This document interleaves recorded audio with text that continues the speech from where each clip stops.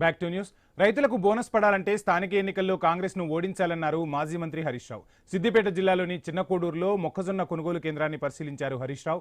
అక్కడ 450 మంది రైతులు 59 రోజుల నుంచి 45 కోట్లు రావాలని అంటున్నారని తెలిపారు. మంత్రి ఉత్తమ్ మాత్రం 2 రోజుల్లో డబ్బులు వేస్తామని చెబుతున్నారని, 50 రోజులు దాటినా ఎందుకు డబ్బులు వేయడం లేదని హరీష్ రావు ప్రశ్నించారు. సర్పంచ్ ఎన్నికల్లో కాంగ్రెస్ బలపరిచిన అభ్యర్థులను చిత్తుచిత్తుగా ఓడించాలని హరీష్ రావు పిలుపునిచ్చారు.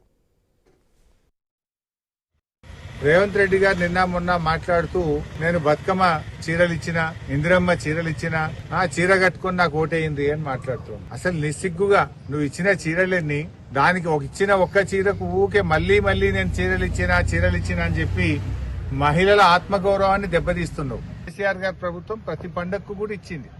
రాష్ట్రంలో ప్రతి అక్కకు చెల్లెకు 60,000 రూపాయలు బాకీ పడ్డావు రేవంత్ రెడ్డి.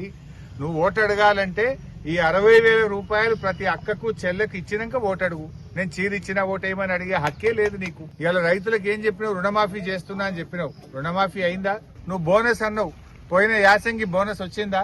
రైతు బంధు పోయిన యాసంగి ఎగ్గొడుతీవి, అంతకుముందు వానకాలం ఎగ్గొడుతీవి. ఇలా కాళేశ్వరం ప్రాజెక్టు రేవంత్ రెడ్డి కూలింది అంటాడు.